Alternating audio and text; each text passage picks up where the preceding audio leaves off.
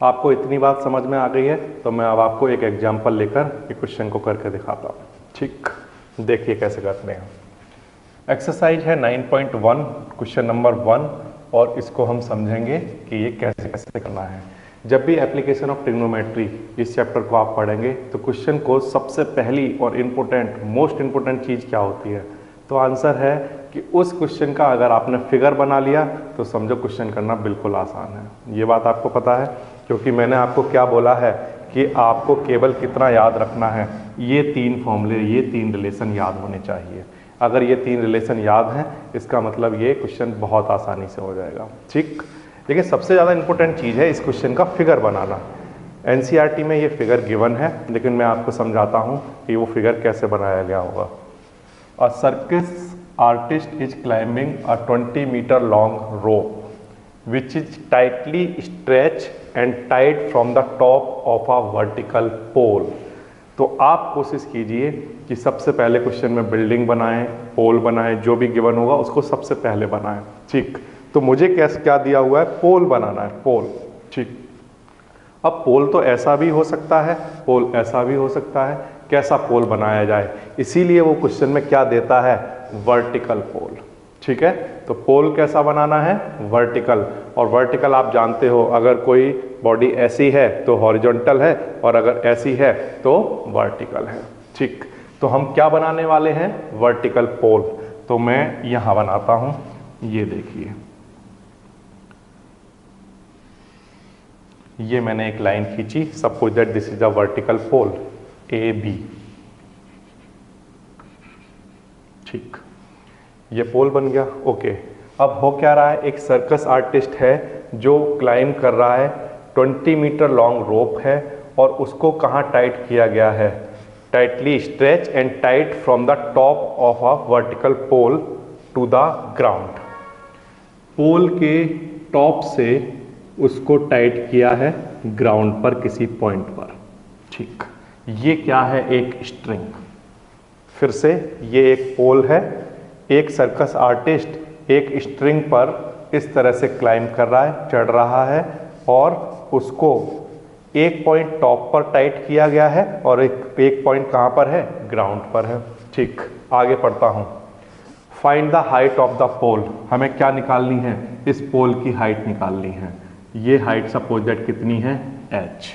Okay, if the angle made by the rope with the ground level, इस रोप का इस ground level के साथ एक एंगल है, तो मैं क्या करता हूं, पहले ये इसको ज्वाइन कर दिया। ये क्या है, ग्राउंड लेवल, ये क्या है, रोप, और इसके बीच का एंगल कितना गिवन है, 30 डिग्री। ठीक, ये फिगर बन के तैयार हो गया। सपोज दैट ग्राउंड का पॉइंट है सी। कैसे किया, ये एक पोल है, ये एक रोप है, इस रोप पर एक सर्कस आर्टिस्ट इस तरह से चढ़ रहा है ऊपर। ठीक, इस रोप का एक पॉइंट टॉप पे था, एक ग्राउंड पे था। ग्राउंड पर जो पॉइंट से इस लाइन को मैंने खींचा, दिस इज ग्राउंड लेवल। इस ग्राउंड लेवल का इस रोप के साथ कितना एंगल है, 30 डिग्री। ये फिगर बन के तैयार हो गया। क्या निकालना है आपको, h निकालना है। और आपको क्या गिवन है कि ये जो रोप है ये 20 मीटर की है। ठीक, ओके, अब आप बताइए कि ये एक राइट एंगल ट्रायंगल है, इस राइट एंगल ट्रायंगल में AC क्या है, तो आंसर है ये हाइपोटेनस है। AC क्या है, हाइपोटेनस, क्योंकि ये 90 है तो ये सबसे बड़ी साइड होगी हाइपोटेनस। ओके, और ये AB, ये क्या है, आंसर है दिस इज परपेंडिकुलर। ठीक, अब आप ये देखिए कि परपेंडिकुलर और हाइपोटेनस, इन दोनों के बीच का रिलेशन कौन सा होता है, आंसर है साइन थीटा। देखिए यहाँ परपेंडिकुलर हाइपोटेनस नहीं आता है, यहाँ भी नहीं आता है, तो कहाँ आता है, केवल साइन थीटा में आता है। ये आप याद रखेंगे। ठीक, तो इसका मतलब ये है कि मुझे ट्रायंगल कौन सा लेके चलना है, ABC। ठीक, और इसमें रिलेशन कौन सा लेकर चलना है, sine theta equals to perpendicular upon base. Perpendicular क्या है, AB। परपेंडिकुलर क्या है, AB, और हाइपोटेनस क्या है, AC। दिस। ठीक, साइन थीटा, थीटा की वैल्यू कितनी है, 30 degree. This equals to AB, A B को हमने क्या माना है, this is height, height upon A C कितना है 20, तो मैंने ये लिखा 20। ये समझ आया? साइन क्यों लिया ये समझ में आया? क्योंकि परपेंडिकुलर और हाइपोटेनस के बीच का रिलेशन चाहिए, एक हमें निकालना है, एक गिवन है, तो साइन चाहिए। ठीक, साइन 30 ये वैल्यू आपने याद की है क्लास 10th में चैप्टर 8 में। ठीक, 1/2 this is h, this is 20, 20 इधर आएगा तो मल्टीप्लाई में आएगा, तो 20/2 और इधर क्या चल रहा है h, 2 से ये कैंसिल, तो हाइट कितनी आ गई 10 मीटर। हाइट कितनी आ गई 10 मीटर। कैसे निकाली है? हमें क्या पता है, परपेंडिकुलर निकालना है, हाइपोटेनस पता है, परपेंडिकुलर और हाइपोटेनस के बीच का रिलेशन कौन सा होता है, साइन थीटा। ठीक, थीटा की वैल्यू 30 डिग्री, परपेंडिकुलर हमने क्या माना है, हाइट। AC हमें कितना गिवन है, हाइपोटेनस 20, साइन 30 की वैल्यू 1/2, ये 20 इधर मल्टीप्लाई में आया, 2 से डिवाइड किया, h की वैल्यू कितनी आ गई 10 मीटर। बहुत आसानी से आपने निकाल दिया। ठीक, इसके बाद एक और क्वेश्चन दिखाता हूँ, वेरी इंपॉर्टेंट क्वेश्चन दिखाता हूँ, देखिए। A tree break due to storm and broken part bend so that the top of the tree touch the ground. तो जब हम एप्लीकेशन ऑफ ट्रिग्नोमेट्री के क्वेश्चन करते हैं तो सबसे ज़्यादा इंपॉर्टेंट चीज़ क्या होती है, तो आंसर है सबसे ज़्यादा इंपॉर्टेंट चीज़ है उसका फिगर बनाना। अगर आपने उसका फिगर बना लिया तो समझो क्वेश्चन हो गया। क्यों? क्योंकि उसके बाद तो केवल ये, या तो ये रिलेशन काम करेगा, या ये रिलेशन काम करेगा, या ये रिलेशन काम करेगा। इन तीनों में से कोई एक रिलेशन काम करेगा, और वो डिपेंड करेगा इस बात पर कि हमें गिवन क्या है। परपेंडिकुलर गिवन है, हाइपोटेनस निकालना है तो ये काम करेगा। बेस गिवन है, हाइपोटेनस निकालना है, या हाइपोटेनस गिवन है, बेस निकालना है तो ये काम करेगा। परपेंडिकुलर गिवन है, बेस निकालना है, या बेस गिवन है, परपेंडिकुलर निकालना है तो ये काम करेगा। तो ये डिपेंड करेगा क्वेश्चन में क्या क्या गिवन है। ठीक, तो इसका मतलब ये है कि फिगर बनाने के लिए हमें केवल ये पता चल जाना चाहिए फिगर से कि हमें क्या गिवन है, ठीक है, और उसका एंगल कितना है और क्या हमें निकालना है। केवल 3 क्वांटिटी, नंबर 1 एंगल कितना है, नंबर 2 क्या गिवन है, और नंबर 3 क्या निकालना है। ठीक, ये 3 बातें पता होनी चाहिए। तो चलिए इस क्वेश्चन के लिए करते हैं कि हमें क्या क्या पता है। ठीक, a tree break due to storm and broken part bend so that the top of the tree touch the ground. Suppose that this is a tree due to storm broken part bend so that the top of the tree touch the ground. यहां से suppose करिए कि ये tree break हुआ। ठीक है, क्या हुआ, ड्यू टू स्टॉर्म एक पार्ट ट्री का ब्रेक हुआ और जो उसका टॉप था वो ग्राउंड को आकर टच करने लग गया। ये यहाँ से टूटा और यहाँ से यहाँ आ गया। ठीक, ये वाला पार्ट यहाँ आ गया। ये समझ आया? ठीक, अब जो टॉप यहाँ पर ग्राउंड को टच कर रहा है वो ग्राउंड के साथ एक एंगल बना रहा है, और वो एंगल कितना है, top of the tree touch the ground and making an angle 30 degree with ground with it. ठीक, ये समझ आ गया? यहाँ तक बात ठीक है? अच्छा, अब इसके बाद देखिए, ये है suppose that A, B, C और ये D। ठीक, ये बन के तैयार हो गया। इसके बाद आगे पढ़ लेते हैं। The distance between the foot of the tree to the point where the top touch. Tree का फुट कहाँ है, ये टॉप कहाँ आकर टच हुआ था, D पर। इन दोनों के बीच की डिस्टेंस कितनी है, is 8 metre. This is 8 metre. Find the height of the tree. हमें इस ट्री की हाइट फाइंड करनी है। ठीक, तो आप ये देखिए, सपोज दैट ये वाला जो पार्ट है BC, ये और AB, इन दोनों पार्ट को अगर हम निकाल सकें तो होगा क्या कि हम कंप्लीट ट्री की हाइट को निकाल सकते हैं। देखिए यहाँ पर height of tree, height of tree किस किस के इक्वल है, ये है कंप्लीट हाइट ऑफ ट्री। किस किस के इक्वल है, AB plus BC। AB plus BC, ये समझ आ रहा है? ठीक। तो पहले तो मैं BC कैलकुलेट कर रहा हूँ। कैसे कैलकुलेट करूँगा BC, आप देखिए ध्यान से। ट्रायंगल का नाम क्या है? ट्रायंगल का नाम है BDC, ठीक। ये एक ट्रायंगल है। इस ट्रायंगल में हम क्या निकालने जा रहे हैं? BC। BC क्या है? परपेंडिकुलर। और हमें गिवन क्या है? 8 मीटर। ये क्या गिवन है? बेस।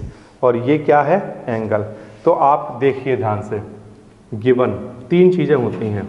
एक तो होता है एंगल, एक होता है गिवन साइड, और एक होता है हमें जो निकालना है रिक्वायर्ड साइड, ठीक। एंगल गिवन है कितना? 30 डिग्री। गिवन साइड हमें कितनी है? 8 मीटर, ठीक। रिक्वायर्ड साइड कौन सी है? BC। यहां तक समझ आया? गिवन साइड जो है वो हमारे लिए क्वेश्चन में क्या है? बेस, ठीक। रिक्वायर्ड साइड जो है वो हमारे लिए क्या है? परपेंडिकुलर, ठीक। और ये 30 डिग्री क्या है? थीटा। तो हमें क्या चाहिए? PB का रिलेशन किसके साथ? थीटा के साथ। P होना चाहिए, B होना चाहिए, थीटा होना चाहिए। देखिए आप, इनमें से कौन सा है? P होना चाहिए, B होना चाहिए, थीटा होना चाहिए। कौन सा रिलेशन? tan theta. ये काम करने वाला है, ठीक। तो मैं यही लेकर चलता हूं, tan थीटा। ट्रायंगल BDC में tan theta equals to perpendicular upon base. Perpendicular क्या? BC। बेस कितना? DC। ये होता है, ठीक। ये समझ आ रहा है? tan थीटा का फॉर्मूला परपेंडिकुलर अपॉन बेस। इसके बाद tan थीटा की वैल्यू कितनी है? 30 डिग्री। बेस हमारे पास कितना है? सॉरी, परपेंडिकुलर पहले आएगा। परपेंडिकुलर क्या है? BC। DC की वैल्यू कितनी है? 8। tan 30 1/√3। BC हमें निकालना है 8। ये 8 इधर आ जाएगा, तो यहाँ से BC की वैल्यू कितनी आ जाएगी? 8/√3। ये 8 यहाँ मल्टीप्लाई में आ गया। ये कितना आ गया? 8/√3। BC की वैल्यू निकल गई, ठीक। अब BC निकल जाने के बाद आपको एक क्वांटिटी और चाहिए। BC तो पता चल गया, क्या और चाहिए? AB, ठीक। तो AB के लिए हम क्या करें? तो मैं आपको दिखाता हूँ फिर से, देखिए आप। ये जो AB है ये यहाँ गिरा था, इसका मतलब ये जो AB है और ये जो BD है ये दोनों आपस में कैसे हैं? इक्वल हैं। ये वाला पार्ट ऐसा नीचे गिरा था, तो ये जो AB वाली चीज़ है वही यहाँ BD बन गई है, ठीक। तो AB और BD आपस में कैसे हैं? इक्वल। इसका मतलब ये है कि अगर मैं BD निकाल दूँ तो क्या निकल गया? AB निकल गया, क्योंकि वो दोनों आपस में इक्वल हैं। ये समझ में आ रहा है? ट्री यहाँ से ब्रेक हुआ था और ब्रेक होने के बाद यहाँ गिरा था, तो ये वाला पार्ट ही यहाँ गिरा है, इसलिए AB और BD आपस में इक्वल है। तो मैं क्या कर रहा हूँ? BD को निकाल रहा हूँ। BD निकालना है। रिक्वायर्ड साइड क्या है? BD, ठीक। गिवन क्या है? बेस गिवन है 8 मीटर, ठीक। BD निकालना है ये, और बेस कितना है? 8 मीटर। इनके बीच में आपस में रिलेशन चाहिए। 8 मीटर क्या है? बेस। BD क्या है इस ट्रायंगल में? हाइपोटेनस, ठीक। बेस होना चाहिए, हाइपोटेनस चाहिए और थीटा चाहिए। इनके बीच का रिलेशन कौन सा है? ये देखिए, बेस, हाइपोटेनस एंड थीटा। कौन सा रिलेशन है? कॉस थीटा, ठीक। तो मैं फिर से यही ट्रायंगल ले रहा हूँ और इस ट्रायंगल में मैं क्या निकाल रहा हूँ? Cos theta. ट्रायंगल का नाम क्या है? BDC। इसमें कॉस थीटा किसके इक्वल होगा? Base upon hypotenuse. बेस हमारे पास कितना है? CD। हाइपोटेनस हमारे पास कितना है? BD, ठीक। कॉस थीटा की वैल्यू कितनी है हमारे पास? 30 डिग्री इक्वल्स टू CD कितना है? 8। BD ये हमें निकालना है, ठीक है। cos 30 की वैल्यू कितनी होती है? cos 30 की वैल्यू होती है √3/2। ओके, ठीक है, यहाँ तक इक्वल्स टू 8 अपॉन में क्या, BD। ये 2 इधर मल्टीप्लाई में आएगा, तो जब इस 2 को यहाँ मल्टीप्लाई कराओगे तो ये कितना आएगा, 16, ठीक है। और ये BD इधर आ जाएगा √3 और साथ में क्या, BD, क्रॉस मल्टीप्लाई करा दिया। यहाँ से BD किसके इक्वल आ जाएगा, 16 अपॉन √3, ये आ जाएगा हमारे पास BD। ठीक, इसको हटाता हूँ, 16 अपॉन √3, ये आ गया। BD पता चल गया आपको, ठीक। अब हमें क्या निकालना है, हाइट ऑफ ट्री। तो हाइट ऑफ ट्री किसके इक्वल है, AB प्लस BC। AB की वैल्यू हमारे पास कितनी है, AB किसके इक्वल है, BD के प्लस BC, ठीक, इक्वल्स टू BD। फिर से देखिए, AB को मैंने किसके इक्वल लिख दिया, BD के। BD हमने निकाला है, कितना है, 16 अपॉन √3 प्लस BC कितना आया है, 8 अपॉन √3, ठीक है। तो इसको आप आगे सॉल्व करेंगे, ये कितना आ जाएगा, 24 अपॉन √3, ये हमारा आंसर आ जाएगा। आप चाहें तो इसको फर्दर रैशनलाइज कर सकते हैं। 24 अपॉन √3 आंसर है ये, इसको √3 से ऊपर नीचे मल्टीप्लाई करा दो, दिस इज कॉल्ड रैशनलाइजेशन। 24 √3, ये तो ऐसे ही ठीक है। √3 इंटू √3 कितना होता है, 3, ठीक। 3 से इसको डिवाइड कराइए, 3 8 जा 24 और साथ में √3, इतना मीटर, ये हाइट रही होगी किसकी, ट्री की हाइट, ठीक। कैसे किया, सबसे पहले तो मुझे क्या निकालना है ये पता होना चाहिए, हाइट ऑफ ट्री मुझे निकालनी है। हाइट ऑफ ट्री किसके इक्वल है, AB प्लस BC के इक्वल है, ठीक। इसके बाद क्या किया, सबसे पहले मैंने BC निकाला। BC निकालने के लिए मुझे बेस पता था, और BC क्या है, परपेंडिकुलर और बेस का जो रिलेशन होता है वो tan थीटा होता है। यहाँ पर एंगल पता था, बेस पता था, ये परपेंडिकुलर निकल गया, कितना आया, 8/√3। फिर इसके बाद मुझे क्या चाहिए था, BC तो पता चल गया, अब मुझे AB चाहिए था, बट AB किसके इक्वल था, BD के, क्योंकि यही पार्ट यहाँ कर यहाँ गिरा था, तो ये दोनों चीज़ें आपस में इक्वल थी। तो BD निकालने के लिए मुझे क्या करना है, बेस पता है, BD हाइपोटेनस है, तो बेस और हाइपोटेनस का रिलेशन किस में होता है, कॉस में होता है, बेस अपॉन हाइपोटेनस, ठीक। बेस की वैल्यू 8 थी, हाइपोटेनस निकालना था, एंगल मालूम है, तो इसको सॉल्व किया, ये किसकी वैल्यू आ गई, BD की वैल्यू आ गई, ठीक। फिर लास्ट में हाइट ऑफ ट्री निकाल दिया, AB प्लस BC, AB की जगह क्या लिख सकता हूँ मैं, BD प्लस BC। BD की वैल्यू 16/√3, BC की वैल्यू 8/√3, 16 और 8 ये ऐड कर लिया, ये आ गया 24/√3, ठीक।